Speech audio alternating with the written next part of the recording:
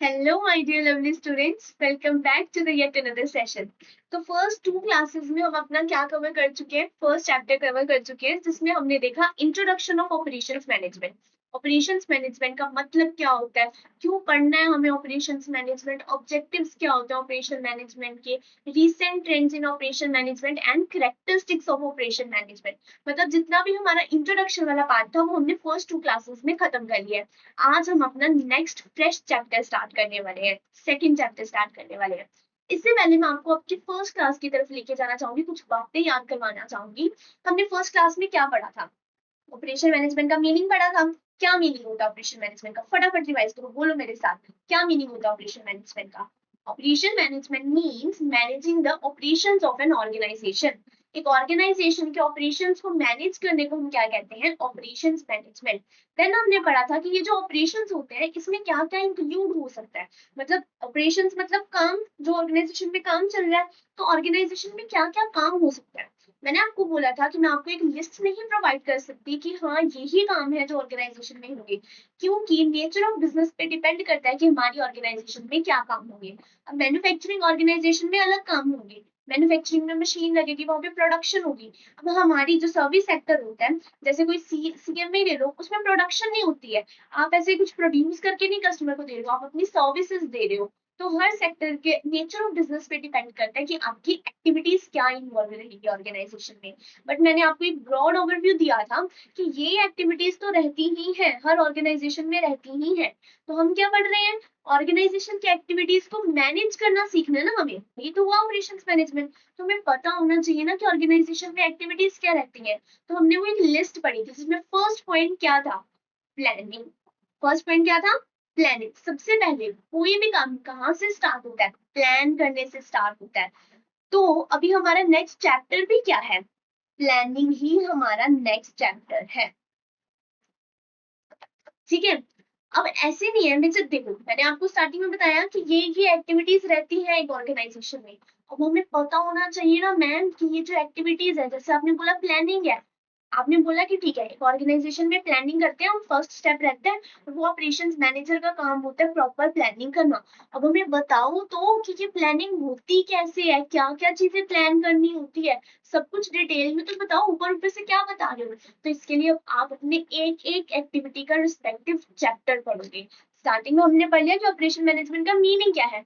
अभी हमें अपनी जो एक्टिविटीज है अभी उन्हें डिटेल में पढ़ना, और ये एक्टिविटीज खत्म होते तक हमारा ऑपरेशंस मैनेजमेंट खत्म हो जाएगा। और कुछ नहीं ऑपरेशंस मैनेजमेंट में। सबसे पहले मीनिंग पढ़ो ऑपरेशंस मैनेजमेंट का मतलब क्या है।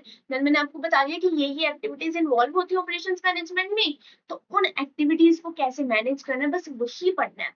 देखो कैसे लिंक बन रहा है ना। फर्स्ट एक्टिविटी है हमारी प्लानिंग, हमारा फर्स्ट चैप्टर भी क्या हो जाएगा, प्लानिंग। मैंने पहले आपको बताया कि हमें ऑपरेशंस मैनेजमेंट सब्जेक्ट पढ़ना ही क्यों है, ये लॉजिक मैंने आपको बताया फर्स्ट वीडियो में। अब मैं आपको बताऊं कि ये जो रिस्पेक्टिव चैप्टर्स हैं आपके, चैप्टर 1 2 3 4, ये क्यों पढ़ने हैं, इसका क्या लॉजिक है पढ़ने का। देन जब चैप्टर पढ़ेंगे देन मैं आपको बताऊंगी कि चैप्टर के अंदर जो टॉपिक्स लिखे हुए हैं वो टॉपिक्स पढ़ने का क्या लॉजिक है। सब कुछ एकदम लॉजिकल वे में हम करेंगे ताकि कुछ भी हमें बोर ना लगे और सब कुछ समझ भी आए। ठीक है, तो let's move on to your next chapter, that is demand forecasting. Second chapter आपका क्या है, demand forecasting, that is your first activity in an organisation. अब डिमांड फोरकास्टिंग का मीनिंग तो बता दो पहले मैम। तो डिमांड फोरकास्टिंग वर्ड दो वर्ड्स के कॉम्बिनेशन से बना है, that is demand plus forecasting. कौन से दो वर्ड्स के कॉम्बिनेशन से बना है, डिमांड प्लस फोरकास्टिंग। सबसे पहले हम मतलब समझेंगे डिमांड का, फिर हम समझेंगे फोरकास्टिंग का मतलब, देन हम डिमांड फोरकास्टिंग का मतलब समझेंगे। ठीक है, what is the meaning of demand. Demand word बेटे चार वर्ड्स के कंपोजिशन से बना है, मतलब डिमांड में चार कंपोनेंट्स रहते हैं। अगर एक चीज में ये चारों कंपोनेंट्स नहीं होंगे तो उस चीज को हम डिमांड नहीं कह सकते। कौन से चार कंपोनेंट्स होते हैं मैम डिमांड के, first one is requirement, desire, willingness to pay and ability to pay. ये चार कंपोनेंट्स रहते हैं डिमांड में। अगर ये चारों कंपोनेंट्स हैं प्रेजेंट तो वो डिमांड है। अगर चारों में से एक भी कंपोनेंट प्रेजेंट नहीं है तो उसे हम डिमांड नहीं कह सकते हैं। अब इन कंपोनेंट्स को हम डिटेल में पढ़ेंगे। First one is requirement. Requirement मतलब जरूरत। अब इसमें हम एग्जांपल लेके चलते हैं कि मेरे को ना आईफोन चाहिए, मेरे पास एंड्रॉइड फोन है, ठीक है, सैमसंग का फोन है मेरे पास, लेट्स से मेरा मन कर रहा है कि काश मेरे पास आईफोन होता, बट मुझे जरूरत ही नहीं है आईफोन की। मैं जो काम कर रही हूँ मेरा एंड्रॉइड फोन से चल रहा है, मेरा वैसे ही मन है शेख ही मारूंगी आईफोन दिखा लेके, तो मेरा बस मन है कि मैं आईफोन लूं, बट मुझे जरूरत नहीं है। तो जब तक इंसान को किसी चीज की जरूरत नहीं होती, इंसान वो चीज खरीदता नहीं है, यू नो वेरी वेल, है ना। तो डिमांड के लिए सबसे इंपॉर्टेंट, अगर आप किसी चीज को डिमांड बनाना चाहते हो, जो सबसे बेसिक कंपोनेंट रहता है वो रहता है रिक्वायरमेंट। पहले आपको उस चीज की जरूरत होनी चाहिए, क्योंकि अगर जरूरत होगी तो ही आप खरीदोगे। ये जैसे मम्मी भी होते हैं आपके घर में, मम्मा होते हैं, तो वो क्या करते हैं, अभी पिज्जा बनाना है, ठीक है, आप कह रहे हो पिज्जा खाने का बहुत मन है, मम्मा कह रहे हैं ठीक है पिज्जा बनाना है, तो मैं पिज्जा कैसे बना लेती हूँ, पिज्जा नॉर्मल बना लेती हूँ, बेस लेती हूँ, उसके ऊपर सॉस लगा के वेजेस डाल के देन बेक करके पिज्जा बना लेती हूँ। अभी आपका मन है चीज वाला, मतलब आपको खाना है चीज वाला पिज्जा, बट मम्मी क्या बोल रही है, जरूरत नहीं है चीज की, बिना चीज के भी पिज्जा बन जाएगा, बनता है वैसे चीज के साथ पिज्जा है, बट बिना चीज के भी बन सकता है ना। तो रिक्वायरमेंट नहीं है, समझ पा रहे हो मैं क्या बोल रही हूँ, कि एक रिक्वायरमेंट होनी चाहिए सबसे पहले आपके पास। अगर किसी प्रोडक्ट की रिक्वायरमेंट है, जरूरत है, तो ही तो आप उस चीज को जाके खरीदोगे ना। जब तक जरूरत ही नहीं है, चीज की जरूरत ही नहीं थी, ऐसे ही पिज्जा बन जाएगा, तो क्यों मम्मी जाके चीज खरीदेगी, ठीक है। The first component is requirement. Second component is desire. अब इच्छा भी होनी चाहिए ना खरीदने की। वही अपने फोन वाले एग्जांपल लेके चलते हैं। मेरे पास एंड्रॉइड फोन है, मेरे को जरूरत है आईफोन की, मतलब मेरे को कुछ ऐसे एप्स यूज करने हैं जो सिर्फ आईफोन में चल सकते हैं, एंड्रॉइड में नहीं चल सकते हैं, तो मुझे जरूरत है आईफोन खरीदने की। बट मेरा बिल्कुल मन नहीं है आईफोन खरीदने का, मेरे को तो बिल्कुल पसंद ही नहीं है, मतलब उसके फीचर्स कैसे यूज करते हैं कुछ समझ नहीं आता, मेरे ऊपर से जाता है, मैं यूज ही नहीं कर पाती आईफोन, तो मेरा मन नहीं है खरीदने का। जरूरत है मेरे को आईफोन खरीदने की, बट मेरा मन ही नहीं है खरीदने का, तो वो डिमांड कैसे बन जाएगी बेटे। मुझे जरूरत है, अब कंपनी क्या बोलेगी कि हाँ बहन को जरूरत है आईफोन खरीदने की, ठीक है ये भी मेरी डिमांड होगी, ऐसे थोड़ी होगा। जब तक एक कंपनी को पक्का नहीं हुआ कि ये बंदा मेरे से प्रोडक्ट खरीद के जाएगा, तब तक हम उसे डिमांड नहीं ना मान सकते हैं, ठीक है। तो अगर मेरे को रिक्वायरमेंट है बट मेरी डिजायर ही नहीं है, तो मैं उस चीज को खरीदूंगी नहीं, तो वो डिमांड बनेगी नहीं। सेकेंड कंपोनेंट आपका क्या है डिमांड का, that is desire. Third one is willingness to pay, मतलब आपकी इच्छा होनी चाहिए पे करने की।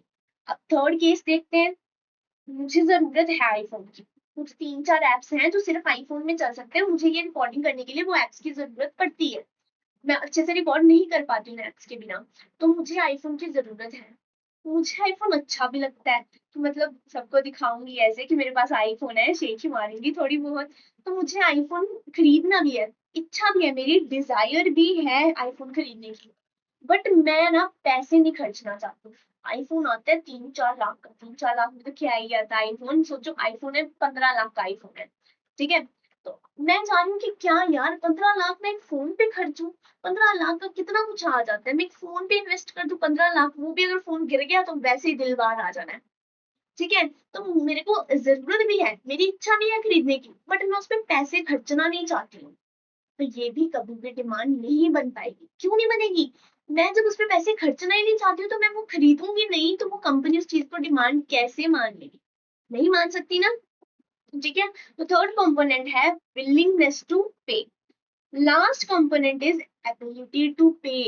अब फोर्थ केस, मुझे जरूरत है आईफोन खरीदने की, बिकॉज कुछ एप्स हैं जो सिर्फ आईफोन में चलेंगे, मेरा मन भी है खरीदने का, शेख ही जुबान नहीं है, मैं अब पैसे भी खर्चना चाहती हूँ। भाई मैं तैयार हूँ, मैं मतलब मेरे पास 15 लाख होना तो मैं खर्च दूंगी। मेरी लाइन क्या बोली अभी, मेरे पास 15 लाख हो ना, तो मैं उसे खर्च दूंगी, मतलब मेरे पास पैसे होने भी तो चाहिए।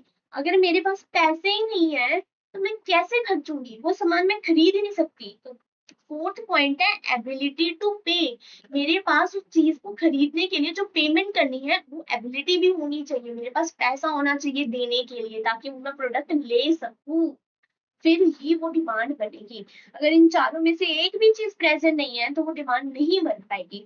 अब सोचो इन चारों में से ना विलिंगनेस टू पे प्रेजेंट नहीं है, मेरे को आईफोन चाहिए, मेरे को डिजायर भी है, बड़ा मन है आईफोन खरीदने का, मेरे पास पैसा भी है, बहुत पैसा है मेरे पास, मैं आईफोन खरीद सकती हूँ। पर मैं सोच रही हूँ यार ये क्या आईफोन खरीद के मैं क्या ही करूंगी, क्या लोगों को जा जाके दिखाऊंगी आईफोन है, क्या ही मिल जाएगा, मेरे को नहीं इन्वेस्ट करना, मैं किसी अच्छी जगह पे, मैं म्यूचुअल फंड्स में इन्वेस्ट करूंगी, कहीं अच्छी जगह पे पैसा लगाऊंगी जहाँ पे रिटर्न भी आए। आईफोन में मेरा पैसा ब्लॉक हो जाएगा, 15 लाख वेस्ट हो जाएगा, मेरे को खरीदना ही नहीं आईफोन। ठीक है, मेरे को मन भी है, मेरे को जरूरत भी है और मेरे पास पैसा भी है, बट मेरी इच्छा नहीं है वो पैसा खर्च करने की। तो जब तक मेरी इच्छा नहीं है मैं उसे खरीदूंगी नहीं, तो ये डिमांड बनेगी नहीं। डिमांड तभी बनेगी जब मैं खड़ी हूँ कि हाँ दे मेरे को प्रोडक्ट, उसे हम कहते हैं डिमांड। समझे? अभी ये देखो मैंने यहाँ पे एक प्यारी सी पिक्चर लगाई है डिमांड को समझाने के लिए। ये एक अंकल है, ठीक है, ये बोल रहे हैं I want a big house, I want to have a BMW car. देखो भिखारी सा बैठा हुआ है और वो बोल रहा है कि मुझे BMW कार चाहिए। अब इसकी इच्छा है, कार खरीदने की इच्छा है इसकी, इसके पास ना पैसा है, मतलब विलिंगनेस भी होगी इसकी, विलिंगनेस टू पे कि हाँ मेरे पास पैसा हो तो मैं खर्चूंगा, अगर मेरे पास आ जाए इतना पैसा तो BMW कार लेने के लिए वो पैसा खर्चूंगा।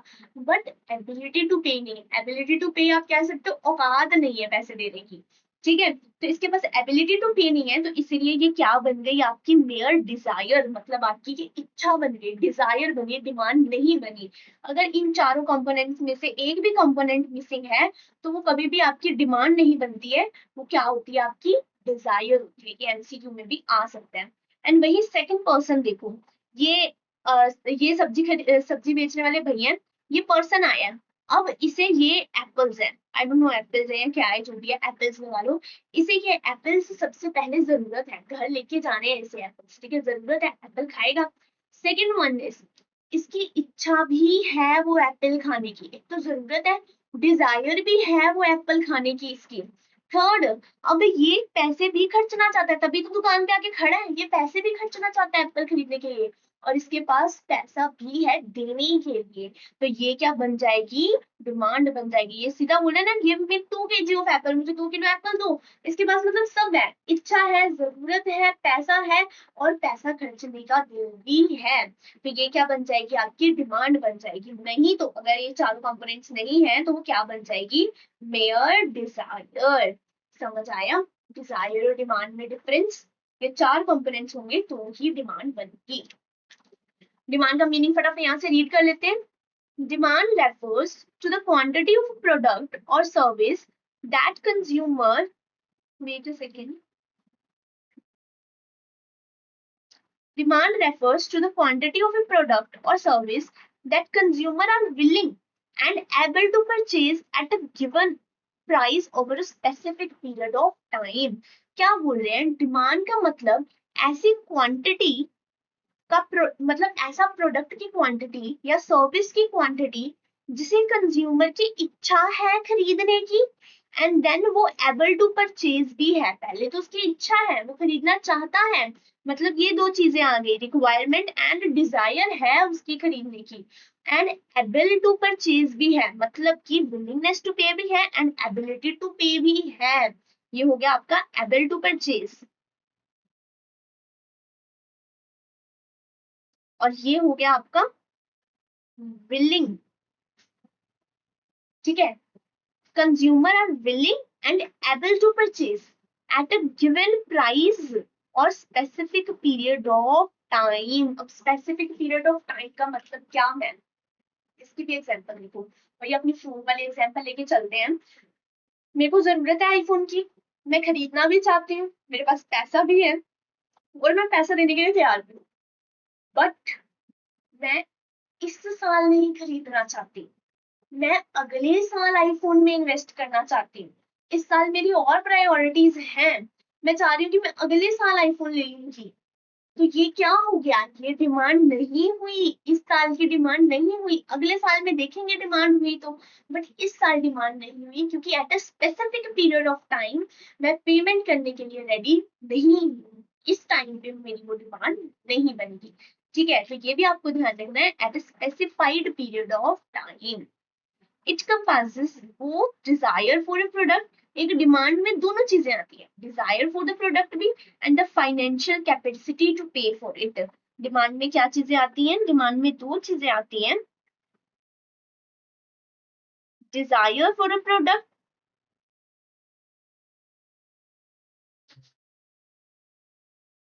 प्लस सेकंड कंपोनेंट क्या आता है, फाइनेंशियल कैपेसिटी टू पे भी होनी चाहिए आपके पास।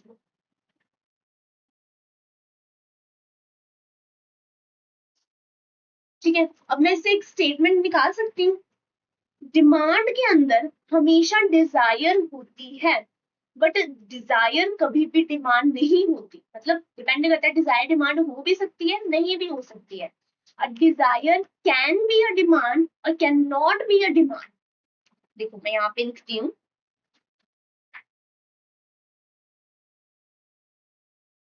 अ desire can be a demand और can not be a demand. Desire demand हो भी सकती है, नहीं भी हो सकती है, मेयर डिजायर भी हो सकती है, but a demand is always a desire.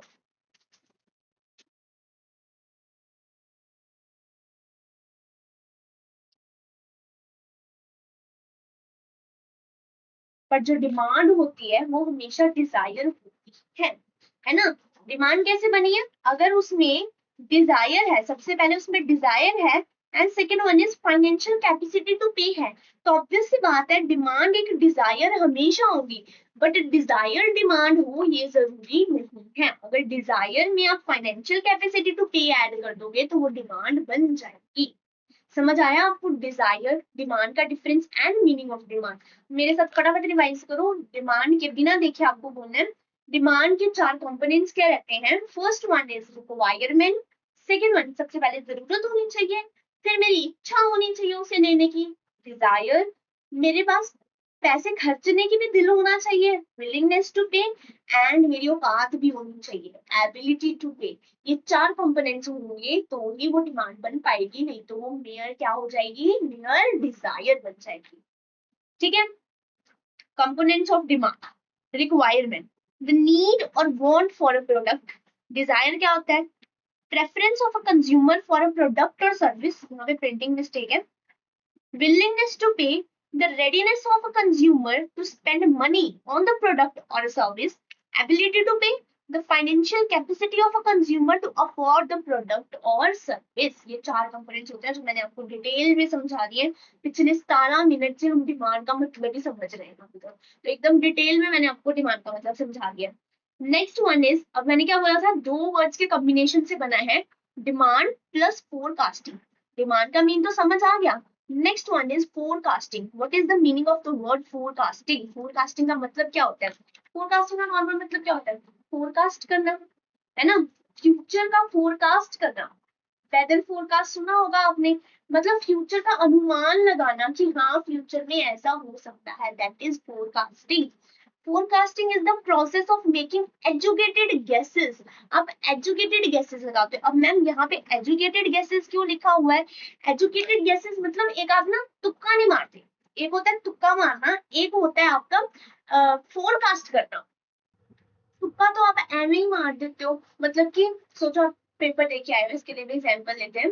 Paper दे के आए हो, ठीक है, इंटर का पेपर दे के आए हो, मम्मी पूछ रही है, मम्मी कह रही है पास तो हो ही जाएगा, इस बार तूने पढ़ा बहुत ज्यादा था, ठीक है, तो मम्मी ने क्या किया, तुक्का मारा कि पास हो जाएगा। बट आपको पता है कि आप बैठ के स्टडी टेबल पे बैठ के ऑफिस के सामने फोन रख के फोन से क्लासेस देखते थे या रील्स देखते थे, ये आपको पता है। तो आप अपने माइंड में जानते हो कि हाँ मैंने इतनी मेहनत की है, पेपर में इतना लिख के आया हूँ, तो आप वो आपका जो होगा वो एजुकेटेड गैस होगा, क्योंकि आप एनालिसिस कर रहे हो, मैंने इतना इतना घंटे पढ़ी हूँ मैं, इतना मैंने पेपर में लिखा है, पास होंगी नहीं होंगी आपको पता है। मम्मी ने क्या किया, तुक्का मारा। मम्मी ने देखा कि हाँ ये रात को 12-12 बजे तक स्टडी टेबल पे बैठा रहता है, पढ़ता ही होगा, तो मम्मी ने तुक्का मार दिया कि पास तो हो ही जाएगा। बट आप क्या करोगे, फोरकास्ट करोगे, एजुकेटेड गेस। एजुकेटेड गेस होता है फोरकास्ट, क्योंकि वो किसी एनालिसिस के बेस पे होता है, एवं तुक्का ही नहीं मार देते हवा में। फोरकास्ट और तुक्के में बहुत फर्क है। तुक्के में आप ऐसे बोल देते हो बिना किसी बेस के, कुछ भी आपका मतलब उसमें कुछ होता नहीं है कि हाँ इस बेस पे मैं कह रहा हूँ। फोरकास्ट में आप प्रॉपर एनालिसिस करते हो, आपके पास प्रूफ्स रहते हैं कि हाँ इस बेस पे मैं कह रहा हूँ कि ये रिजल्ट्स निकलेंगे इस सिचुएशन के।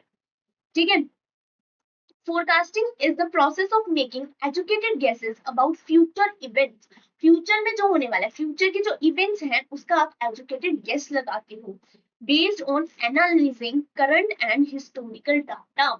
क्या करते हो? एनालाइज करते हो। बोल रही हूँ ना कि आप जो है फ्यूचर के रिलेटेड एजुकेटेड गेस निकालते हो। ये एजुकेटेड गेस किसके ऊपर बेस होते हैं? आपके एनालिसिस के ऊपर। ये एनालिसिस किस चीज का आप करते हो? या तो जो करंट सिचुएशन चल रही है, या तो जो पास से डेटा आपको मिला है ना, उसके बेस पर आप एनालिसिस करते हो। अब आपको पता है, पास से आपको डेटा पता है कि हाँ मैंने पूरे 6 महीने में इतनी इतनी मेहनत की है, मैं पूरे 6 महीने में मतलब 12 घंटे में एकदम डेडिकेटेडली 12 घंटे पढ़ा हूँ मैं। तो मैंने अपने हिस्टोरिकल डेटा के ऊपर एनालिसिस की कि मैंने इतनी मेहनत की है, और करंट में मैं आज पेपर दे के आया हूँ तो मैंने इतने क्वेश्चन सही किए हैं, 100% मैं पास हो जाऊंगा। तो आपने क्या किया? हिस्टोरिकल डेटा और करंट सिचुएशन को एनालिसिस एनालिसिस करके आपने एजुकेटेड गेस लगाया। That is forecasting. It involves predicting future demand, trends और कंडीशंस। हमने एग्जांपल दिया है कि जैसे कि आप वेदर फोरकास्ट करते हो। अब वेदर फोरकास्ट में तुक्का नहीं ना मानते कि कल बारिश होगी, परसों धूप चढ़ जाएगी, फिर धूप चढ़ेगी, फिर बारिश होगी। तुक्का नहीं मारते, वो प्रॉपर एनालिसिस करते हैं। जो उनके पास डेटा होता है उसके बेसिस पर वो एनालिसिस करते हैं। Weather forecast is the best example of the forecasting. ठीक है। देन नेक्स्ट एग्जांपल है product requirement, predicting how many units of a product will be needed in the future. आपने प्रोडक्ट रिक्वायरमेंट की forecasting की, मुझे in future कितनी units की जरूरत पड़ेगी, मुझे इन फ्यूचर मेरी इतनी मेरी मुझे लगता है कि इस बैच में मेरी 100 क्लासेस सेल होंगी, तो मुझे कम से कम 150 बुक्स प्रिंट करके रखनी चाहिए। मैं फोरकास्ट करूंगी ना पहले कि हाँ मेरी 100 क्लासेस सेल होंगी, तो मेरे को क्या, मैंने फोरकास्ट किया कि इतनी क्लासेस सेल होंगी, उस हिसाब से मैं अपनी इन्वेंटरी रखूंगी। ठीक है। प्रोडक्ट रिक्वायरमेंट का आप फोरकास्ट करते हो कि 150 बुक्स कम से कम मेरे को रखनी चाहिए अपने गोडाउन में प्रिंट करके। देन वेदर फोरकास्टिंग होती है, बेस्ट एग्जांपल है फोरकास्टिंग की। फैशन ट्रेंड फोरकास्ट भी होता है कि अभी क्या फैशन आने वाला है, ये हीरो हीरोइंस के जो पहले थे वही फैशन बन जाते हैं, तो आप वो फैशन ट्रेंड भी फोरकास्ट किया जाता है। तो ये था आपका डिमांड एंड फोरकास्टिंग का मतलब। डिमांड का मतलब समझ आ गया आपको, फोरकास्टिंग का मतलब भी समझ आ गया। अब डिमांड फोरकास्टिंग क्या होता है? फ्यूचर की जो डिमांड है हमारे प्रोडक्ट की या सर्विस की, उस डिमांड को फोरकास्ट करना इज डिमांड फोरकास्टिंग। क्या मतलब है डिमांड फोरकास्टिंग का? जो हमारी फ्यूचर की डिमांड है, हमारे प्रोडक्ट की जो डिमांड है उसका फोरकास्ट करना, उसका एजुकेटेड गेस लगाना based on the historical data और current situation is demand forecasting. ठीक है, समझ आया आपको डिमांड फोरकास्टिंग का मतलब? अब नेक्स्ट क्वेश्चन अराइज होता है कि मैम डिमांड फोरकास्टिंग करनी ही क्यों है? जो समझ आया, आपने बोला कि जो मेरी डिमांड है ना फ्यूचर में होने वाली है, उस डिमांड का मेरे को गेस लगाना है, एजुकेटेड गेस लगाना है कि कितने प्रोडक्ट इन फ्यूचर मेरी डिमांड, मेरे प्रोडक्ट की।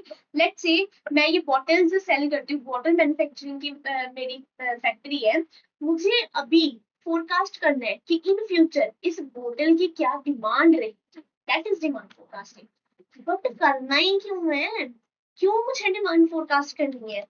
Why do we need to forecast demand?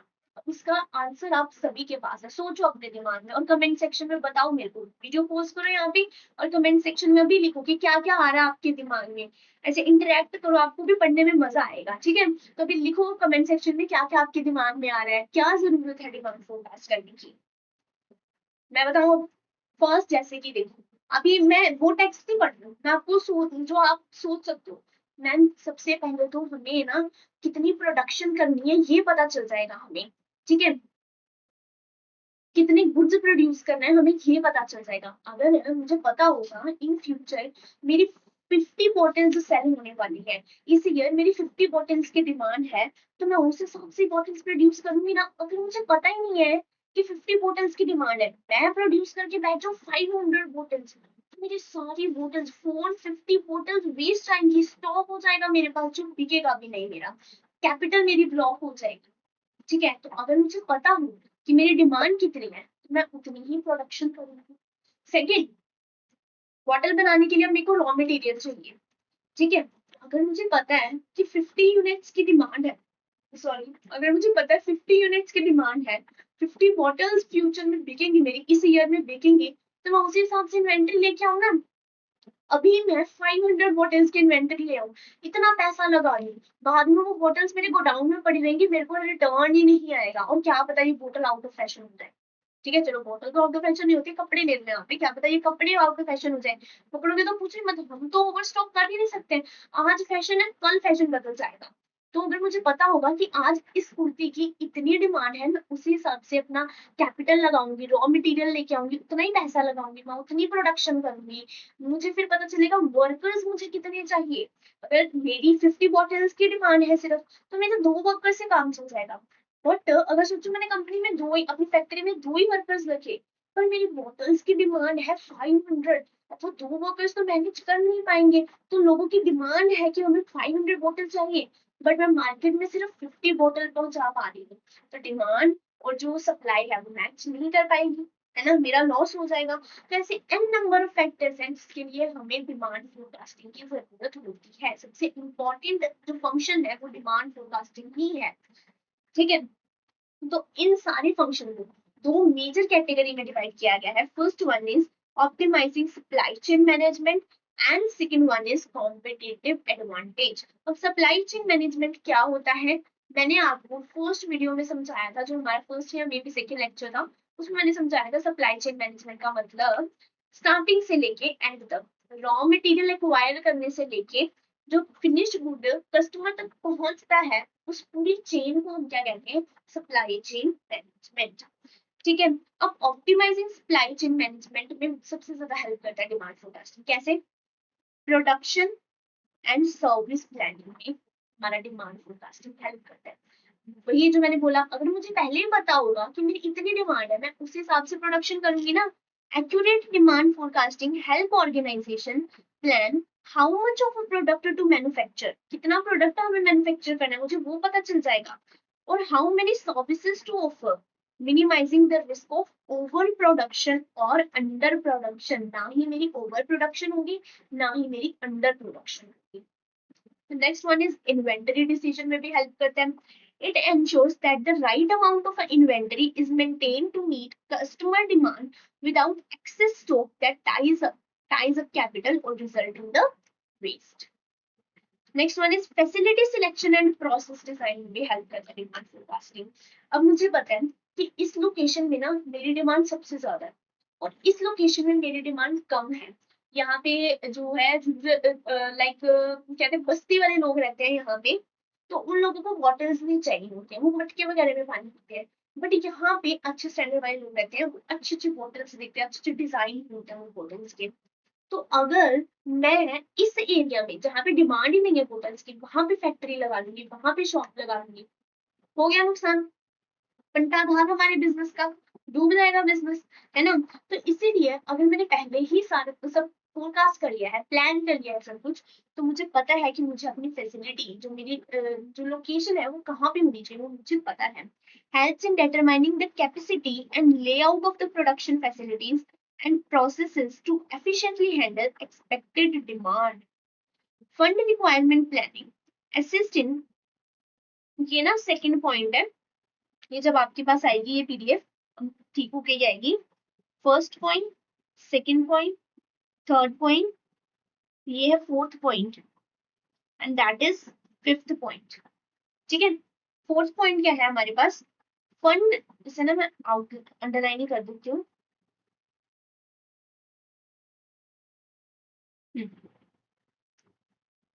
Fund requirement plan assist in financial planning by predicting the funding required for production, inventory and other operational goods.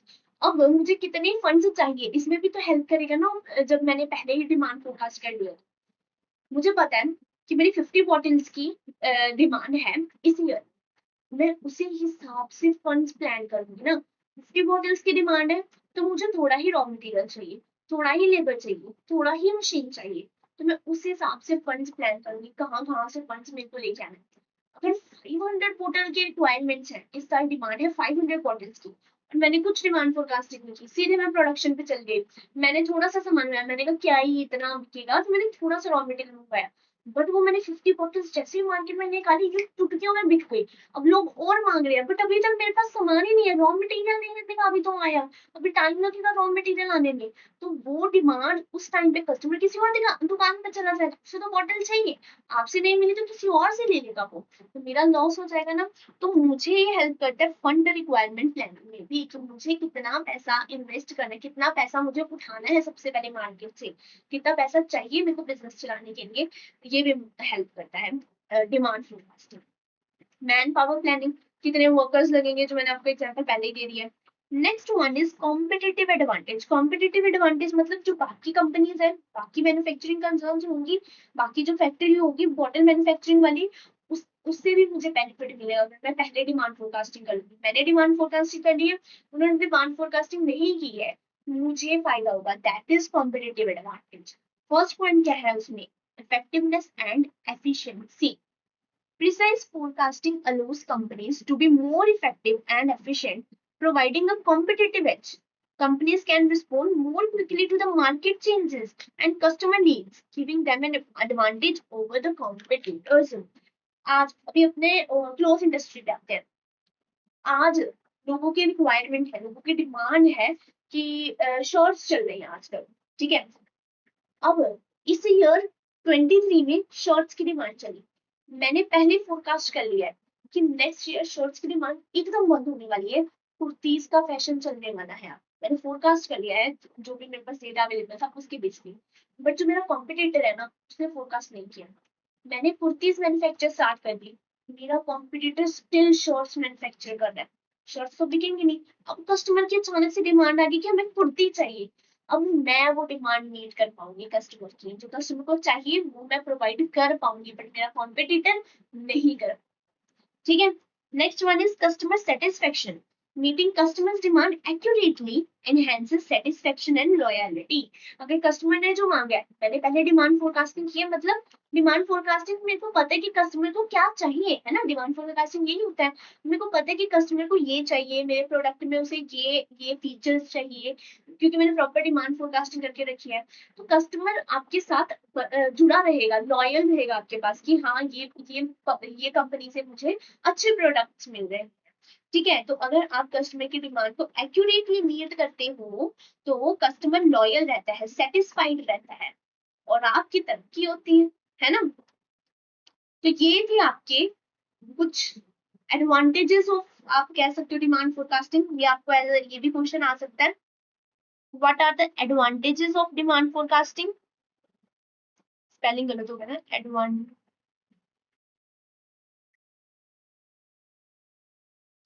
Of demand forecasting, या फिर why do we need demand forecasting. तो उसमें आपको ये सब points explain कर, ठीक है। Next topic is source of information.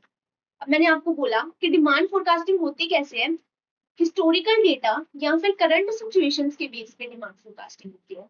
या मैं पीछे का कोई डेटा उठाऊंगी या करंट सिचुएशन को एनालाइज करूंगी, देन मुझे पता चलेगा कि डिमांड फोरकास्टिंग, देन मुझे सारा डेटा मिलेगा, अवेलेबल होगा मेरे पास सारा डेटा, और फिर मैं डिमांड फोरकास्ट करूंगी। ठीक है। तो ये जो सारा डेटा है, हिस्टोरिकल डेटा है, करंट सिचुएशन से रिलेटेड डेटा है, ये सब कहाँ से मिलता है हमें, उसे हम कहते हैं सोर्स ऑफ इंफॉर्मेशन। कहाँ से मिलेगा मुझे ये डेटा, तो वो पढ़ते हैं हम कहाँ से मिलेगा। दो मेथड्स रहते हैं, सबसे पहला आपका structured data sources and second one is unstructured या सेमी स्ट्रक्चर्ड डेटा सोर्सेज।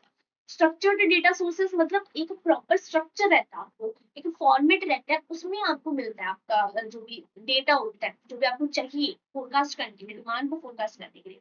और एक होता है आपके पास अनस्ट्रक्चर्ड डेटा सोर्सेज। स्ट्रक्चर में क्या आता है, first one is market reports. Market reports मतलब कि मार्केट की provide insights into the market trend, market में जो चल रहा है ना उसकी रिपोर्ट मिलती है। अब काफी ज्यादा कंपनीज होती हैं जो मार्केट रिपोर्ट प्रोवाइड करती है, मतलब कि मार्केट में जो ट्रेंड चल रहा है ना उसको एनालाइज करेगी, देन वो आपको रिपोर्ट निकाल के देगी, वो रिपोर्ट बिकती है, कंपनीज खरीदती है, वो उनका बिजनेस होता है। उन्होंने क्या करना है, मैंने बिजनेस खोल लिया, मैं एनालाइज करूंगी कि फैशन इंडस्ट्री ले लो, ठीक है, मैं एनालाइज करूंगी कि हाँ अब ये डिमांड होने वाली है, लोगों को इस प्रोडक्ट में ये कमी लग रही है, बट आज ना कटरीना कैफ ने ये ड्रेस डाली थी, तो लोगों ने इतनी पसंद की है ना ये ड्रेस, अभी ये ट्रेंड में आने वाली है। जैसे आजकल अचानक से पहले ब्राइड वाला ले लो आप, शादी होती थी तो रेड लहंगे, हैवी हैवी लहंगे डालते थे, बट हीरोइंस ने नया ट्रेंड शुरू किया, लाइट वेट लहंगे डालने, व्हाइट कलर के, लाइट मेकअप करना, ज्यादा भड़कीला सा मेकअप नहीं करना। तो जो ट्रेंड चल रहा है, उन्होंने उस ट्रेंड को, मार्केट ट्रेंड को एनालाइज किया कि अब जो है व्हाइट कलर के ज्यादा ब्राइडल लहंगे बिकेंगे। तो उन्होंने रिपोर्ट प्रिपेयर की, मार्केट रिपोर्ट। अब कंपनीज उन जो कंपनीज हैं, जैसे मैं नॉर्मल कंपनी हूँ, मैं मैन्युफैक्चरिंग करती हूँ, लहंगा मैन्युफैक्चरिंग करती हूँ, तो देन मैं वो जिन्होंने मार्केट ट्रेंड एनालिसिस किया ना, उस कंपनी के पास जाऊंगी और उसे बोलूंगी कि भैया मेरे को मार्केट रिपोर्ट दो, क्या एनालिसिस किए हैं आपने, उस बेस पे मैं अपनी प्रोडक्शन करूंगी। ठीक है, तो फर्स्ट सोर्स ऑफ इंफॉर्मेशन आपके पास क्या हो गया, मार्केट रिपोर्ट। जो कुछ पर्सन होते हैं, जो स्पेशलिस्ट होते हैं, वो मार्केट ट्रेंड को एनालाइज करते हैं और मार्केट रिपोर्ट प्रिपेयर करते हैं। Provide insight into the market trend, consumer preferences and economic condition, helping forecast demand. Next one is sales force opinion. Sales force opinion क्या मतलब कि सेल्समैन से ओपिनियन। सेल्स फोर्स, हमारी सेल्स वाली सेना जो होती है ना, अभी मैं तो टॉप लेवल पे बैठी हूँ, मेरा कस्टमर के साथ इंटरेक्शन नहीं होता है ना। सीएम में हो, कंपनी में जाओगे तो कस्टमर को जाके प्रोडक्ट थोड़ी बेचोगे, आप तो टॉप लेवल पे बैठे हो, आप तो सब प्लानिंग प्लॉटिंग करोगे, कस्टमर के साथ डायरेक्टली इंटरेक्ट नहीं करते हो, कभी भी नहीं करते हो। तो हमें तो कस्टमर के अकॉर्डिंग जो सर्विसेज बनानी है ना, हमें पता होना चाहिए ना कि कस्टमर को क्या चाहिए। तो कस्टमर के साथ सबसे ज्यादा जुड़ा हुआ पर्सन कौन होता है, हम टॉप लेवल मैनेजमेंट वाले, या फिर जो सेल्समैन होते हैं वो जुड़े होते हैं। सेल्समैन, सेल्समैन डायरेक्टली कनेक्टेड होते हैं कस्टमर्स के साथ, उन्हें पता है कस्टमर को कब क्या ना पसंद है, कब क्या पसंद है, उसे इस प्रोडक्ट में क्या क्या फीचर चाहिए, उसे ये प्रोडक्ट क्यों नहीं पसंद आ रहा है, सब पता होता है सेल्समैन को। तो जो हमारा सेल्समैन है, जो हमारी सेल्स फोर्स है, का ओपिनियन लेके हम एनालिसिस कर सकते हैं कि क्या डिमांड रहेगी। मैंने अपनी सेल्समैन को बुलाया और मैंने पूछा कि जो मैं अपना ये बना रही हूँ, सीए का बैच बना रही हूँ, वही फर्स्ट एग्जाम्पल पे आते हैं कि मेरे को सीए का बैच बना के बेचना है। तो मेरा जो सेल्समैन है, सेल्स एग्जीक्यूटिव है, मैंने उसे बुला के पूछा कि सीए की क्लासेस की इंक्वायरीज कितनी आती है। वो बोला कि मैम सिर्फ 2-3 बच्चों ने पूछा है कि आपके सीए का बैच देते हो कि नहीं। तो मुझे पता चल गया ना कि बच्चे यहाँ से सीए का बैच नहीं खरीदेंगे, सीएमए का बैच खरीदेंगे। तो मैं सीए की बैचेस ही रिकॉर्ड करूंगी। ठीक है, समझ आया कि सेल्स फोर्स ओपिनियन भी आपका एक सोर्स ऑफ इंफॉर्मेशन है, जिससे आप अपनी डिमांड फोरकास्टिंग कर सकते हो। Input from sales teams who interact directly with the customers and have a first hand knowledge of market conditions and customer needs. Next one is experts view. Experts views, जैसे आपको मैंने market report बताया ना, वैसे ही experts views भी होता है कि आपने अपनी ऑर्गेनाइजेशन में एक एक्सपर्ट्स की टीम बना रखी है, जो सिर्फ बैठे ही इसलिए है कि वो डिमांड फोरकास्ट करेंगे। उनके पास बहुत सारे मेथड्स होते हैं, हम भी आगे सीखेंगे कि डिमांड फोरकास्टिंग के क्या मेथड्स रहते हैं। मैंने बता तो दिया ना कि डिमांड फोरकास्टिंग होगी, तो हमें पता तो होना चाहिए ना कि डिमांड फोरकास्टिंग होती कैसे है। तो वैसे ना एक्सपर्ट पर्सन बैठे होते हैं, जिन्हें पता होता है कि उनके पास सारे स्टैटिस्टिकल टूल्स है, मैथमेटिकल टूल्स है, वो सब यूज करते हैं और वो ऐसी डिमांड फोरकास्ट करते हैं ना जो अप्रोक्सीमेट मैच करी जाती है, मतलब कोई 19-20 का फर्क रहता है। ठीक है, opinions from industry experts who offer valuable insights based on their experience, knowledge. Then है आपके पास, ये अगेन अलग पॉइंट है, यहीं पे रह गया, first point, second point, third point and fourth point, ये है fifth point. Point of sales data. अब पॉइंट ऑफ सेल्स डेटा क्या होता है, मतलब कि जो पॉइंट ऑफ सेल्स, मतलब जहां भी आपकी सेल्स हो रही है, जिस पॉइंट पे सेल्स हो रही है। सेल्स कहाँ पे होती है, रिटेल शॉप्स पे होती है सेल्स, है ना, मैन्युफैक्चरिंग में थोड़ी होगी। अभी अभी जो अमेजोन है वो रिटेल पॉइंट है, वहां पे सेल्स होती है, बट वहां पे जो प्रोडक्ट आते हैं वो मैन्युफैक्चर होके आते हैं। ठीक है, तो इसमें आप क्या करते हो कि पॉइंट ऑफ सेल पे जाके आप डेटा कलेक्ट करते हो। मतलब कि मैं रिटेल शॉप पे चली जाऊंगी, मेरी शॉप से वापस वापस आओ बोतल मैन्युफैक्चरिंग पे। ठीक है, मैं बोतल मैन्युफैक्चर करती हूँ, मैं रिटेल शॉप पे जाऊंगी जहां पे मेरी बॉटल्स बिकती हैं, वहां पे जाके मैं देखूंगी कि कस्टमर आ रहा है, कस्टमर क्या कर रहा है, उसे क्या चाहिए, वो क्या डिमांड कर रहा है, हमारे जो सेल्स मैन है उनसे क्या डिमांड कर रहा है। ये था सेल्स फोर्स ओपिनियन, जो हमारी सेल्स फोर्स है उसका ओपिनियन लेंगे। बट पॉइंट ऑफ सेल्स में क्या है, हम खुद पॉइंट ऑफ सेल्स पे जाके सारा डेटा कलेक्ट करेंगे। ठीक है, कि कस्टमर आके क्या डिमांड कर रहा है। मैं बोलूंगी कि अगर आपको ये जो बोतल मिल रही है, कस्टमर आया एक, मैंने उसे बोला कि ये बोतल आपको मैं दे रही हूँ 100 रुपीज में। अगर ये बोतल में मैं एक ऊपर बटन लगा दूं जहाँ पे टाइम शो हो, आपको आपने कितने स्टेप्स चले हैं वो शो हो, मतलब थोड़े थोड़े से स्मार्टफोन्स के फीचर्स हो, जो नॉर्मल वाली स्मार्टफोन आती है ना वो वाली, तो क्या आप इस बोतल का 200 पे करने के लिए रेडी होगे। तो ये सब चीजें, ये सब इंक्वायरी करूंगी मैं, डायरेक्टली पॉइंट ऑफ सेल्स पे जाके इंक्वायरी होगी। ठीक है, ये भी आपका एक सोर्स ऑफ इंफॉर्मेशन है डिमांड फोरकास्टिंग के लिए। And the last one is structured customer survey, directly customers से सर्वे करो। मतलब कि जैसे वो आते थे ना, लॉकडाउन में बहुत सर्वे चले हैं, वो आ जाता था आपके पास, फॉर्म आता था, गूगल फॉर्म आता था जिसमें आपको टिक टिक करना होता था। उसमें बहुत सारी कंपनीज ने सर्वे किए हैं। Collect direct feedback from customers regarding their purchasing intentions and preferences. Unstructured and ये भी लाइन कट करनी है। ठीक है, जिनके पास ऐसे ही नोट्स जिन्होंने ऐसे ही नोट्स डाउनलोड कर लिए, क्योंकि पहले भी मैंने लिंक दे रखा था, वहां पे ये लाइंस कट कर लेना, वरना इस वीडियो के लिंक में आपको नोट्स सही होके ही मिलेंगे। ठीक है, तो ये थे हमारे 5 स्ट्रक्चर्ड डेटा सोर्सेस जो हमें डिमांड फोरकास्टिंग करनी है।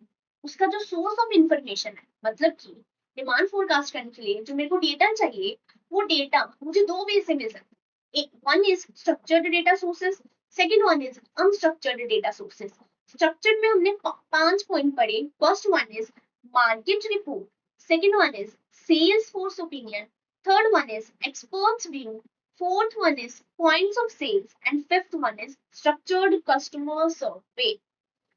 ठीक है, नेक्स्ट क्या है हमारे पास, अनस्ट्रक्चर्ड और सेमी स्ट्रक्चर्ड डेटा सोर्सेस। ये तो थे स्ट्रक्चर्ड डेटा सोर्सेस, मतलब हमें एक प्रॉपर फॉर्मेट में ये सारा डेटा मिल रहा था। अब कुछ अनस्ट्रक्चर्ड होते हैं ना, एक तो थे कैजुअल, एक होते अनकैजुअल। जो अनस्ट्रक्चर्ड डेटा सोर्सेस हैं वो क्या होते हैं, जैसे कि सोशल मीडिया, वहां से भी पता चलता है ना कस्टमर की क्या डिमांड है। सोशल मीडिया तो आजकल मतलब बहुत फेमस है डिमांड फोरकास्टिंग के लिए। सोशल मीडिया से आपको पता चल सकता है, ऑडियो वीडियो मल्टीमीडिया मैसेजेस जो होते हैं, इमेजेस जो होती हैं, जो विजुअल इमेजेस आती है, उन सब से आपको पता चल सकता है कि आपको मतलब डेटा मिल सकता है कि क्या डिमांड रहेगी। फिर उस डेटा के बेस पे एनालिसिस करके आप वो जो भी मैसेज वगैरह लगा के डिमांड फोरकास्टिंग हो जाती है। ठीक है, तो ये थे हमारे सोर्सेज ऑफ इंफॉर्मेशन, कहाँ से हमें डेटा मिलता है डिमांड फोरकास्टिंग करने के लिए। अब हमें डेटा तो मिल गया, अब हमें करनी है फोरकास्टिंग। तो फोरकास्टिंग करने का प्रोसेस क्या है, देखो फिर से लिंक करें, स्टार्टिंग से लिंक करें।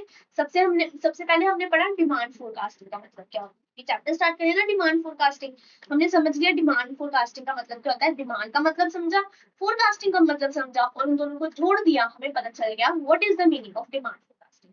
ठीक है मैम, हमें पता चल गया कि डिमांड फोरकास्टिंग का मतलब क्या है। अब ये तो बताओ कि डिमांड फोरकास्टिंग करनी क्या है, करनी क्यों है हमें। तो फिर हमने नेक्स्ट टॉपिक पढ़ा, why do we need to forecast demand. जब हमें पता चल गया कि हाँ हमें डिमांड फोरकास्टिंग करनी क्यों है, देन हमारे दिमाग में क्वेश्चन आया कि मैम ठीक है, मुझे पता चल गया डिमांड फोरकास्टिंग का मतलब क्या है, डिमांड फोरकास्टिंग करनी क्यों है ये भी पता चल गया। अब मुझे ये तो बताओ कि ये जो डिमांड फोरकास्टिंग होती है उसके लिए डेटा कहाँ से आता है। तो फिर हमने पढ़ा सोर्सेज ऑफ इंफॉर्मेशन। अब मुझे डेटा भी मिल गया, अब मुझे ये तो सिखाओ कि डिमांड फोरकास्टिंग होती कैसे है। तो अब हम पढ़ेंगे अपना process of demand forecasting. Process of demand forecasting, the process of forecasting involves several key steps to ensure accurate and useful predictions. Here a breakdown of these steps. 4 major step involved हैं आपके demand forecasting में। First one is आपको objective determine करना है forecast करने का, determine the objective of the forecast. सबसे पहले तो आपको पता होना चाहिए कि आपने फोरकास्ट करना क्यों है, किस चीज का फोरकास्ट करना चाहते हो। अगर मुझे पता ही नहीं है कि किस चीज का फोरकास्ट करना है तो मैं कैसे फोरकास्ट करूंगी। मैं जस्ट फोरकास्ट करने बैठ, ठीक है, मैं एक कंपनी में गई, वहां पे फोरकास्ट करने बैठ गई, मुझे किसी ने कुछ नहीं बताया किस चीज का फोरकास्ट करना है, क्या करना है। वो जो कंपनी ने अपॉइंट किया ना, वो चाहती थी कि मैं फोरकास्ट करूं कि मुझे कितना रॉ मटेरियल कंपनी को लेके आना चाहिए। मैं फोरकास्ट करके बैठ गई कि सेल्स कितनी है। ठीक है, तो सबसे पहले आपके पास क्या होना चाहिए, ऑब्जेक्टिव होना चाहिए। फोरकास्ट करने का क्या ऑब्जेक्टिव है? The first step in forecasting is to clearly define the purpose of the forecasting. This involves understanding why you need to predict and why. क्यों forecast करना है? What do you need to predict? क्या forecast करना है? Why do you need to predict? क्यों forecast करना है? ये चीजों का पहले आंसर करो, ऑब्जेक्टिव क्लियर करो फोरकास्ट करने के पीछे। ये इन क्वेश्चंस का आंसर करो सबसे पहले। इन क्वेश्चन का जब आपको आंसर मिल गया ना, देन आप फोरकास्ट कर पाओगे। First one is what for you are making forecast. वही जो मैंने बोला, किस चीज का फोरकास्ट करना चाहते हो? सेल्स का फोरकास्ट करना चाहते हो, डिमांड का फोरकास्ट करना चाहते हो, इन्वेंटरी का फोरकास्ट करना चाहते हो, प्रॉफिट का फोरकास्ट करना चाहते हो, वेदर का फोरकास्ट करना चाहते हो, किस चीज का फोरकास्ट करना चाहते हो, सबसे पहले मुझे वो बताओ। Then is it for predicting the demand? क्या आप डिमांड का फोरकास्ट करना चाह रहे हो? अगर डिमांड का फोरकास्ट करना चाह रहे हो तो उसका अलग प्रोसेस होगा ना, मतलब मैं अलग मेथड्स यूज करूंगी।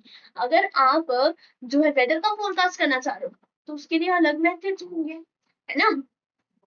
Is it to know the consumer preferences? क्या आप कंज्यूमर की प्रेफरेंस जानना चाहते हो, या फिर आप जानना चाहते हो कि मेरी सेल्स कितनी होगी? ठीक है। Is it to study the trend? क्या आप ट्रेंड को एनालाइज करना चाहते हो, या आप चाहते हो कि एकदम ही न्यू बिजनेस है, ट्रेंड नहीं एनालाइज करेंगे, आप सिर्फ आगे का बताओ कि आगे क्या मिलेगा, पिछला कोई ट्रेंड एनालाइज नहीं करना हमें, वो भी बताना पड़ेगा आपको। You have to spell out clearly the use of the forecast. Forecast का यूज क्या है आपको ये बताना पड़ेगा। ठीक है, वही मतलब कि आपको बेसिक बेसिक क्वेश्चंस का आंसर करना पड़ेगा, ऑब्जेक्टिव जानना पड़ेगा कि फोरकास्ट करना क्यों चाहते हो, किस चीज का करना चाहते हो। यही दो मेजर क्वेश्चन का आंसर चाहिए आपको, करना क्यों चाहते हो और किस चीज का करना चाहते हो।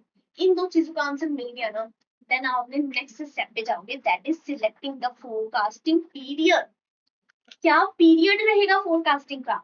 लॉन्ग रन के लिए फोरकास्ट करना है, 10-15 साल का फोरकास्ट करना है, मतलब कि आज मैं होटल मैन्युफैक्चरिंग का बिजनेस स्टार्ट कर रही हूँ, 10-15 साल बाद मैं कहाँ पे खड़ी होंगी, मुझे इस चीज का फोरकास्ट करना है। या फिर कि अगले 6 महीने में मेरी कितनी डिमांड होगी, इस चीज का फोरकास्ट करना है। मतलब पीरियड क्या है आपका फोरकास्ट करने का, आपको वो डिसाइड करना पड़ेगा। Next step is determining the time frame for the forecast. The period can be short term. अभी ना पीरियड के लिए ना हम अपना नेक्स्ट यहाँ से पढ़ सकते हैं, पीरियड तो एकदम डिटेल में पढ़ लेते हैं यहाँ पे। देखो आपका एक टॉपिक भी हो जाएगा, रेंज ऑफ फोरकास्टिंग। प्रोसेस पढ़ रहे हैं हम, लिंक नहीं होना है बीच में से, ठीक है। प्रोसेस पढ़ रहे हैं हम, process of forecasting. First process है कि आपको ऑब्जेक्टिव डिटरमाइन करना है कि आपको फोरकास्ट करना क्यों है, किस चीज का फोरकास्ट करना है। नेक्स्ट स्टेप है रेंज ऑफ फोरकास्टिंग, मतलब कितने पीरियड के लिए फोरकास्ट करना है वो समझेंगे। और फोरकास्टिंग 3 टाइप से हो सकती है, short range forecasting, medium range forecasting and long range forecasting. जो शॉर्ट रेंज फोरकास्टिंग होती है वो जनरली 6 to 8 मंथ्स की होती है, मतलब जो 6 to 8 मंथ्स का पीरियड होता है उसकी फोरकास्टिंग करना, उतने पीरियड की फोरकास्टिंग करना is short range forecasting. Medium range forecasting generally 1 to 2 years की होती है, and long range forecasting 5 years की होती है। ये आप हाईलाइट कर लेना ये टाइम पीरियड, क्योंकि ये आपको एमसीक्यू में पूछ सकते हैं। ठीक है। नेक्स्ट वन इज, इसे अब डिटेल में पढ़ते हैं, शॉर्ट रेंज फोरकास्टिंग का क्या होता है। फ्रॉम अब ये पीरियड मैंने यहीं पे बता दिया, 6 to 8 मंथ्स का पीरियड होता है शॉर्ट रेंज फोरकास्टिंग का। एग्जाम्पल इसमें हो सकता है जैसे innovative product with shorter life cycle such as smartphone, जिनकी लाइफ साइकिल 6 to 8 मंथ्स की होती है। मतलब कि मैं जब जब फोन का ट्रेंड अब कितनी जल्दी बदलता है ना, आज सैमसंग का ये फोन निकला है, कल रेडमी का ये फोन बदल जाएगा, 2-4 दिन में फोन का ट्रेंड बदल जाता है। तो जो जो प्रोडक्ट शॉर्ट लाइफ साइकिल के होते हैं उसके लिए आपकी कौन सी फोरकास्टिंग चलती है, शॉर्ट रेंज फोरकास्टिंग चलती है। जो प्रोडक्ट लॉन्ग रन में चलेंगे उसके लिए आपकी लॉन्ग रेंज फोरकास्टिंग चलेगी। ठीक है, तो शॉर्ट रेंज पे आपकी क्या एग्जांपल है, मोबाइल फोन की ले सकते हो, सबसे ज्यादा आप कपड़ों की एग्जांपल ले सकते हो ना शॉर्ट रेंज में। आज आज आपकी कुर्ती स्टाइल चल रहा है, कल कुर्ती स्टाइल बदल जाएगा, स्कर्ट स्टाइल आ जाएगा। ठीक है। तो इसके लिए आपका, अगर आपको फैशन ट्रेंड की, आपके क्लोथ्स के आपको फोरकास्टिंग करनी है, जो क्लोथ्स है आपके, आप क्लोथ्स मैन्युफैक्चरिंग में डील करते हो, आप उसकी अगर सेल्स की फोरकास्टिंग करना चाहते हो, डिमांड फोरकास्टिंग करना चाहते हो, तो आप इसमें आओगे शॉर्ट रेंज फोरकास्टिंग में। ठीक है। ऑब्जेक्टिव्स क्या है शॉर्ट रेंज फोरकास्टिंग के?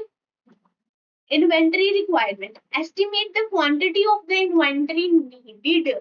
शॉर्ट रेंज फोरकास्टिंग क्यों की जाती है? एक तो आपको पता चल जाता है कि इन्वेंटरी कितनी रिक्वायर्ड है मेरे को, मुझे कितना रॉ मटेरियल खरीद के लेके आना है, कितना मेरे को अपना फिनिश्ड गुड्स स्टॉक रखना है, कितना मेरे को रिटेल शॉप्स पे पहुंचा देना है।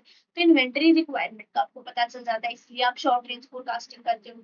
Second one is transport facilities का पता चल जाता है, arrange logistics for dispatching finished goods. अगर आपको पता है कि मेरी जो इस बार डिमांड है वो 50 कुर्तीज की रहेगी इस बार, 50 क्या 500 ले लो, 500 कुर्तीज की रहेगी, तो उस हिसाब से आपको अपनी जो भी ट्रांसपोर्टेशन सर्विसेज अवेलेबल रखनी पड़ेगी कि हाँ मेरे को 3 ट्रक लगेंगे, 4 ट्रक लगेंगे, मेरी इस एरिया में सिर्फ 10 कुर्तीज की डिमांड है, इस एरिया में 200 कुर्तीज की डिमांड है, इस एरिया में 300 कुर्तीज की डिमांड है। तो उस अकॉर्डिंग मेरे को यहाँ पे 3 ट्रक भेजने पड़ेंगे, यहाँ पे 2 ट्रक भेजने पड़ेंगे, यहाँ पे 1 ट्रक भेजना पड़ेगा, वो सब मेरे को डिसाइड करना पड़ेगा। तो शॉर्ट रेंज फोरकास्टिंग में ट्रांसपोर्टेशन फैसिलिटी डिसाइड होती है, इसीलिए जरूरत है हमें शॉर्ट रेंज फोरकास्टिंग की। क्या पढ़ रहे हैं हम? ऑब्जेक्टिव पढ़ रहे हैं ना कि शॉर्ट रेंज फोरकास्टिंग क्यों करना है। Workload management, determine the workload of the labor and machinery, working capital कितनी लगेगी आपकी, calculate the capital required for the production. Short range आप किसी के भी ऑब्जेक्टिव्स देख लोगे ना, आपको मेनली ना यही ऑब्जेक्टिव्स देखने को मिलेंगे। मतलब कि बच्चा नॉर्मल फोरकास्टिंग के क्या ऑब्जेक्टिव होते हैं वही लिख दो। अभी यहाँ पे उन्होंने ऑब्जेक्टिव दिए हैं इंस्टीट्यूट के मॉड्यूल में, तो मैं पढ़ा रही हूँ। अगर क्वेश्चन पेपर में ऐसा क्वेश्चन आ जाए, explain the range of forecasting, फिर ही आता है, ऐसे आएगा नहीं, ऐसे फालतू के बीकॉम वाले क्वेश्चन नहीं पूछते हैं प्रोफेशनल एग्जाम में आपका। लेट्स अज्यूम कि आ जाए क्वेश्चन कि explain the range of forecasting, 10 marks का है। अब आपको लेंथ तो बनानी है, सबसे पहले लिखो शॉर्ट रेंज, पहले ऐसे लाइन लिख दो ऐसे कि ऐसे जो फोरकास्टिंग होती है वो पीरियड के बेस पे डिपेंड करती है, 3 तरह के होते हैं, short range, medium range and long range होते हैं। देन एक एक करके एक्सप्लेन करना शुरू कर दो। शॉर्ट रेंज का लिख दो कि क्या पीरियड रहता है, एग्जाम्पल लिख दो। देन ऑब्जेक्टिव लिख दो। अब ये जो ऑब्जेक्टिव है आप हर जगह पे यूज कर सकते हो, है ना। Inventory requirement, transport facility, workload management, working capital, production steps, sales quotas, ये सब हर फोरकास्टिंग का यही तो जो आपका मेन ऑब्जेक्टिव होता है। ठीक है। नेक्स्ट है आपकी मीडियम रेंज फोरकास्टिंग। अब मीडियम रेंज फोरकास्टिंग क्या होता है? इसका पीरियड मैंने आपको बता दिया क्या होता है। मीडियम रेंज फोरकास्टिंग का पीरियड 1 to 2 years का होता है। ठीक है। यहाँ पे लिखा है 3 months to 2 years। मतलब ये आपके मॉड्यूल में ऐसा लिखा हुआ था, उन्होंने ऐसे ही ऊपर डायग्राम दे रखा था जहां पे ऐसे पीरियड लिखा था, देन मॉड्यूल में जाके ऐसे उन्होंने पीरियड लिख दिया था, तो इसलिए मैंने यहाँ पे ऐसे लिख दिए। तो 6 to 8 मंथ्स का वैसे यही सही होता है, जो शॉर्ट रेंज होता है वो 6 to 8 मंथ्स का होता है, मीडियम रेंज 1 to 2 years का होता है, एंड लॉन्ग रेंज 5 years का होता है। आपको यही ध्यान में रखना है। ठीक है। यहाँ पे आप चेंज कर सकते हो कट करके। एग्जाम्पल्स क्या है? जैसे कंज्यूमर ड्यूरेबल गुड्स, मेडिसिन हो। अब मेडिसिन ना ही शॉर्ट रेंज की होती है ना ही लॉन्ग रन की होती है मेडिसिन। अब ऐसा नहीं कि मैंने मेडिसिन बना दिया कि 5 साल चलेगी, ऐसा तो नहीं होता है। शॉर्ट रन में भी चलती है वो मेडिसिन की, आज बनाई है 6-7 महीने में एक्सपायर हो जाएगी, ऐसा भी नहीं होता है। मेडिसिन, सॉरी, मेडिसिन अगर आपने आज बनाई है, कम से कम 1 साल तो वो चलेगी ही आपकी मेडिसिन।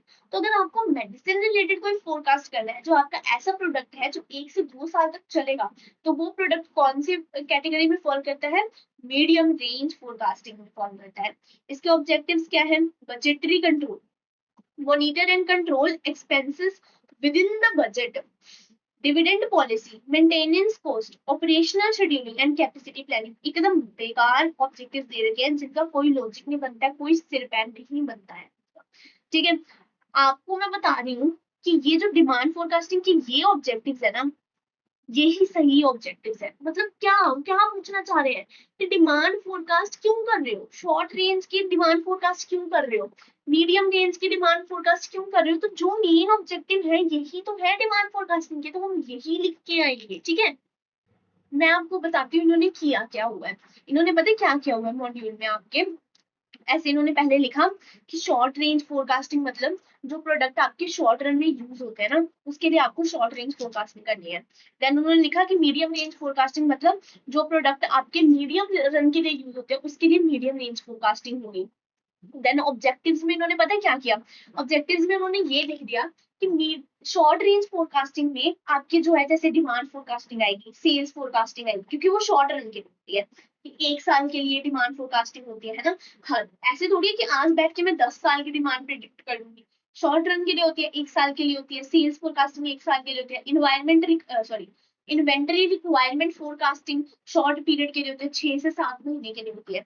देन जो आपका ये मीडियम रेंज फोरकास्टिंग है, ये मतलब कि आपके लंबे पीरियड के लिए होती है, 1 से 2 साल के लिए होती है। जैसे कि इसमें इन्होंने क्या बोला, बजटरी कंट्रोल। बजटरी कंट्रोल मतलब मेरे को अभी बजट बनाना है अपना, कि इस बजट के अकॉर्डिंग पूरे साल मुझे अपने एक्सपेंसेस, अपनी इनकम चलाने हैं। क्या होता है कि जब ईयर स्टार्ट होता है ना, आप कॉस्टिंग पढ़ोगे ना, आप उसमें भी पढ़ोगे, मैनेजमेंट अकाउंटिंग पढ़ोगे उसमें भी पढ़ोगे, बजट चैप्टर पढ़ोगे। आप साल के स्टार्टिंग में बैठ के ना बजट बनाते हो। जैसे अभी देखो कि हमारे इंडिया का भी तो बजट निकलता है ना, वही बजट ले लो, वैसे ही बजट होता है। कंपनीज भी साल के स्टार्टिंग में बैठ के बजट बनाती है कि इस साल मुझे इतना इतना एक्सपेंस लगेगा, इतने इतनी जगह से इनकम आएगी, इतनी सेल्स होगी, इतना खर्चा होगा, इतनी इनकम होगी, अदर इनकम होगी। प्रॉपर बजट बनाती है। तो अब ये क्या छोटे पीरियड के लिए होता है, 6-7 महीने के लिए होता है? नहीं, 1-2 साल के लिए बनता है ये बजट। तो उन्होंने क्या बोला कि जो बजटरी कंट्रोल होगी, जैसे ये बजटरी कंट्रोल की मीडियम रेंज फोरकास्टिंग में आएगी। डिविडेंड पॉलिसी हो गया आपका, मतलब कि आपको डिसाइड करना है कि शेयर होल्डर्स जो है आपके, उन्हें कितना डिविडेंड डिस्ट्रीब्यूट किया जाएगा, अगले 2 सालों में कितना परसेंट, 2% शेयर होल्डर्स को डिविडेंड मिलेगा, जैसे ये डिसाइड करना है। तो ये आपका मीडियम रेंज फोरकास्टिंग में आ गया। मेंटेनेंस कॉस्ट आपको डिसाइड करनी है। Estimate and manage maintenance expenses. मैंने मशीन्स लगा रखी है, मेरी ये मशीन्स, मैंने अभी बैठ के एनालिसिस किया, पूरा फोरकास्ट किया कि ये जो मेरी मशीन्स हैं, ये कम से कम 1 साल चलेगी। 1 साल के बाद इस मशीन के ऊपर मुझे 50,000 की मेंटेनेंस कॉस्ट डालनी पड़ेगी। फिर ये चलेगी 6 महीने, फिर 6 महीने बाद मुझे इसके ऊपर 25,000 की मेंटेनेंस कॉस्ट डालनी पड़ेगी। तो मैंने ये अपने मेंटेनेंस एक्सपेंसेस अपने कोई 2 साल के लिए एस्टिमेट कर लिए। तो ये आपका मीडियम रेंज फोरकास्टिंग हो गया। उसी तरह से आपका operation scheduling and capacity planning इन्होंने बताया हुआ है। मतलब कि उन्होंने ना दो चीजें दे दी है, उन्होंने ऐसे किया है। पहले उन्होंने बोल दिया short range forecasting, medium range forecasting and long range forecasting. मतलब जो प्रोडक्ट 6 से 7 महीने के लिए रहते हैं उसके लिए हम यूज करते हैं शॉर्ट रेंज फोरकास्टिंग। जो प्रोडक्ट 1 से 2 साल के लिए यूज होते हैं उसके लिए हम यूज करते हैं मीडियम रेंज फोरकास्टिंग। एंड जो प्रोडक्ट 5 साल के लिए यूज होते हैं उसके लिए हम यूज करते हैं लॉन्ग रेंज फोरकास्टिंग। देन इन्होंने ऑब्जेक्टिव्स में क्या बोल दिया कि जो फोरकास्ट हम कुछ पीरियड के लिए कर देते हैं, इन्होंने फिर गुड्स छोड़ दिए, गुड्स बाहर निकाल दिए, उसके बेसिस पे कुछ नहीं लिया।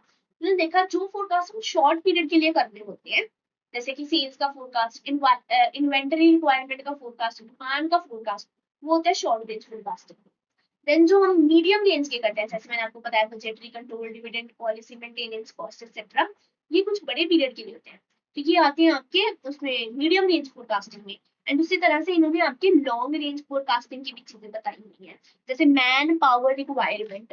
अभी बैठ के मैं देखूंगी ना कि मेरे को कितना बंदा चाहिए, मेरी फैक्ट्री में कितना बंदा चाहिए।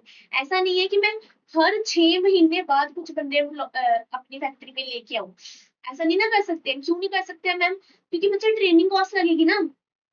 अभी मैं किसी फ्रेशर पर्सन को लेके आऊंगी, मुझे पहले उसे सिखाना पड़ेगा कि काम ऐसे ऐसे करते हैं, हमारी फैक्ट्री में यहाँ पे की लगा है, इस चीज को टच करोगे करंट पड़ जाएगा, इस चीज को ऐसे नहीं पकड़ना है वैसे पकड़ना है, मुझे पूरा सिखाना पड़ेगा, उसमें मेरे एक्सपेंस जाएंगे। देन मुझे पैम्फलेट्स वगैरह, पहले तो मुझे पर्सन अपनी कंपनी में लाने के लिए कितना खर्चा करना पड़ेगा, पैम्फलेट्स बांटने पड़ेंगे, एडवर्टाइजमेंट देनी पड़ेगी मेरे को, फिर मेरे को वो इंटरव्यूज वगैरह रखने पड़ेंगे, फिर ही पर्सन आ पाएगा मेरी कंपनी में। तो वो खर्चा लगेगा, मैं हर 6 महीने बैठ के मैन पावर प्लानिंग नहीं कर सकती। तो इसलिए एक बार बैठ के ये प्लानिंग होती है, 4-5 साल के लिए चलता है। एक बार मैं एम्प्लॉइज ले, 4-5 साल के लिए वो एम्प्लॉइज रहेंगे मेरे पास। कोई भी ऐसा नहीं होता कि 6 महीने के लिए काम करने के लिए आते हैं, 4-5 साल के लिए मेरे पास वो एम्प्लॉइज रहेंगे। तो मैन पावर प्लानिंग करना is a long range forecasting. Cash flow forecasting करनी, आपको अपने कैश फ्लो डिसाइड कर रहे हो कि अगले 5 साल में मेरे पास कितना कैश इनफ्लो होगा एंड कितना कैश आउटफ्लो होगा, ये लॉन्ग रेंज फोरकास्टिंग में आता है। तो इन्होंने क्या किया है, ऑब्जेक्टिव्स में इन्होंने ये बताया है कि जो आपकी फोरकास्टिंग होती है, जो 3 कैटेगरीज में हमने डिवाइड की है, किस बेस पे डिवाइड की है, कि जो आप फोरकास्ट कर रहे हो, जिस चीज का फोरकास्ट कर रहे हो, जिस पर्पस के लिए फोरकास्ट कर रहे हो, उसके ऊपर। एंड इन्होंने मीनिंग में क्या बोल दिया कि प्रोडक्ट की लाइफ साइकिल के बेस पे इन्होंने बता दिया कि ये 3 फोरकास्टिंग होती है। बट हमें दोनों ही माइंड में लेके चलना है, जो मेन होता है ना, मेन जो जो बाइफर्केशन की गई है 3 में, short range, medium range and long range में, ये मेन बाइफर्केशन होती है। ये जो आपके ऑब्जेक्टिव्स वाले हैं ना, इसके बेस पे होती है। मतलब कि क्या पर्पस है आपका फोरकास्ट करने का, उसके बेस पे आपकी ये 3 बाइफर्केशन होती है। ये प्रोडक्ट के लाइफ साइकिल पे अकॉर्डिंग आपके बाइफर्केशन नहीं होती, ये भी होती है बट ये नॉर्मल होती है। मेन जो होती है ना, ये ऑब्जेक्टिव्स के बेस पे होती है। तो इस तरह से हमारे 3 तरह के हमने देख लिए फोरकास्टिंग पीरियड। कौन कौन से? Short range, medium range and long range forecasting. क्या पढ़ रहे थे हम? Process of forecasting. Process of forecasting कर रहे थे। प्रोसेस ऑफ फोरकास्टिंग में 4 स्टेप इन्वॉल्व होते हैं। First step is determining the objective of the forecasting। मुझे जो हमारे फोरकास्ट करने का ऑब्जेक्टिव है, वो डिटरमाइन करना पड़ेगा। क्या डिटरमाइन करना ऑब्जेक्टिव ऑफ द फोरकास्टिंग में? यहाँ पे लिख लो साइड पे, अगर आपने प्रिंट निकलवा लिया हुआ है इसका। determine the objective of the forecasting, why do we forecast, हमें फोरकास्ट करना ही क्यों है। And second question is what to forecast, किस चीज का फोरकास्ट करना है। ठीक है, ये 2 चीजों के आंसर कर दोगे तो आपको पता चल जाएगा कि आपका फोरकास्ट करने का ऑब्जेक्टिव क्या है। देन जब आपको पता चल गया कि क्यों आपको फोरकास्ट करना है, किस चीज का फोरकास्ट करना है, देन आपको फोरकास्टिंग का पीरियड सिलेक्ट करना है। क्या आपको शॉर्ट रेंज फोरकास्टिंग करनी है, मीडियम रेंज फोरकास्टिंग करनी है, या लॉन्ग रेंज फोरकास्टिंग करनी है। Third step is select the method you want to use for making the forecast. आपको जो फोरकास्ट करना है, अब उसके लिए अब आपको मेथड डिसाइड करना पड़ेगा। 2 तरह के मेथड रहते हैं, एक आपका रहता है क्वालिटेटिव मेथड, एक आपका रहता है क्वांटिटेटिव मेथड। ये हम डिटेल में पढ़ेंगे अपनी नेक्स्ट क्लास में। क्वालिटेटिव मेथड क्या होता है, क्वांटिटेटिव मेथड क्या होता है। क्वांटिटेटिव मेथड से आपका स्टार्ट हो जाएगा पूरा प्रैक्टिकल इस चैप्टर का, और इस चैप्टर में से ज्यादा पेपर में प्रैक्टिकल ही पूछा जाता है। एंड इसका प्रैक्टिकल बहुत इंटरेस्टिंग है। मतलब आप इसमें सीखोगे कि ये जो डिमांड फोरकास्ट होती है ना, वो होती कैसे है। अभी तक जितना भी पढ़ के आए हो, +1 +2 फाउंडेशन, तो आपको ऐसे बता देते थे कि हाँ इतनी डिमांड फोरकास्ट करके दी है हमें मैनेजर ने। तो आपको पता होना चाहिए ना कि डिमांड कैसे फोरकास्ट होती है। ऐसे दिल में होता नहीं कि कैसे करते हैं ये फोरकास्ट डिमांड, तो हम वो सीखेंगे कि डिमांड फोरकास्ट कैसे होती है अपनी कल वाली क्लास से। जैसे 2 मेथड्स रहते हैं। पहले जब आपको पीरियड पता चल गया, देन आपको मेथड डिसाइड करना फोरकास्टिंग का। कौन से 2 मेथड रहते हैं, क्वालिटेटिव एंड क्वांटिटेटिव, जिसे हम डिटेल में नेक्स्ट क्लास में पढ़ेंगे। देन आपको फिर क्या करना है, जब आपने मेथड चूज कर लिया, अब उसके अकॉर्डिंग आपको इन्फॉर्मेशन गैदर करनी स्टार्ट कर देनी है। सोर्सेज ऑफ इन्फॉर्मेशन और मैंने आपको ऊपर ही पढ़ा दिया ना, एक अनस्ट्रक्चर्ड एंड स्ट्रक्चर्ड सोर्सेज, बस वही है यहाँ पे, primary sources and secondary sources करके है यहाँ पे। ठीक है, जब आपके पास इन्फॉर्मेशन सारी कलेक्ट हो गई, last step is make the forecast. Forecast कर दो, बात खत्म, फोरकास्टिंग खत्म हो जाएगा। ठीक है, तो हमने यहाँ पे जितनी भी डिमांड फोरकास्टिंग चैप्टर की थ्योरी थी वो खत्म कर दी। अब इसके बाद से हमारा लास्ट टॉपिक बचेगा, that is methods of forecasting. और यहाँ से हमारा प्रैक्टिकल क्वेश्चन स्टार्ट हो जाएगा। मैक्सिमम 2 to 3 क्लासेस और लगेंगे इस चैप्टर के लिए और हमारा चैप्टर खत्म हो जाएगा। बहुत कोई डिफिकल्ट चैप्टर नहीं है, इजी सा चैप्टर है। थोड़ा थोड़ा सा मैथ्स है इसमें, थोड़ा थोड़ा सा स्टैट्स है, बट बड़े इंटरेस्टिंग वे से हम करेंगे इसे, समझेंगे तो हमें सब समझ आएगा। तो अभी तक हम क्या पढ़ चुके हैं अपने डिमांड फोरकास्टिंग चैप्टर में? सबसे पहले हमने पढ़ा डिमांड फोरकास्टिंग का मतलब क्या होता है। उससे भी पहले हमने पढ़ा डिमांड का मतलब क्या है एंड फोरकास्टिंग का मतलब क्या है। फिर हमने इसे जोड़ दिया और हमें पता चल गया कि डिमांड फोरकास्टिंग का मतलब क्या होता है। फिर हमारे दिमाग में क्वेश्चन आया कि मैम डिमांड फोरकास्टिंग करनी ही क्यों है, why do we need to forecast the demand. Then हमने उसका आंसर किया। फिर हमारे दिमाग में क्वेश्चन आया कि मैम ठीक है, हमें पता चल गया डिमांड फोरकास्टिंग करनी क्यों है, बट ये जो डिमांड फोरकास्टिंग होती है, इसके लिए सारा डेटा कहाँ से आता है। तो हमने पढ़ा सोर्सेज ऑफ इंफॉर्मेशन। फिर हमने सोचा कि जो डिमांड फोरकास्ट होती है इसका प्रोसेस क्या होता है, तो देन हमने पढ़ा process of forecasting. Process of forecasting में 5 स्टेप्स रहते हैं। First one is determine the objective of the forecasting, क्या ऑब्जेक्टिव है आपका फोरकास्ट करने का। Then select the range of the forecasting, कौन से पीरियड के लिए आपको फोरकास्टिंग करनी है, और इसमें हमने 3 चीजें पढ़ ली, short range, medium range and long range, जिसे हमने डिटेल में भी पढ़ लिया। देन थर्ड स्टेप इज, जब आपको पीरियड पता चल गया, देन आपको मेथड डिसाइड करना है, कौन सा मेथड आपको यूज करना है फोरकास्ट करने के लिए। फोर्थ वन इज, जब आपको मेथड पता है, अब फटाफट से इन्फॉर्मेशन गैदर करनी शुरू कर दो, कहाँ कहाँ से डेटा आपको उठाना है, और उसमें हमने क्या क्या पढ़ा था, structured and unstructured sources of information. फिर अब आपके पास डेटा आ गया है, तो कर डालो फोरकास्ट, डिमांड फोरकास्ट कर दो।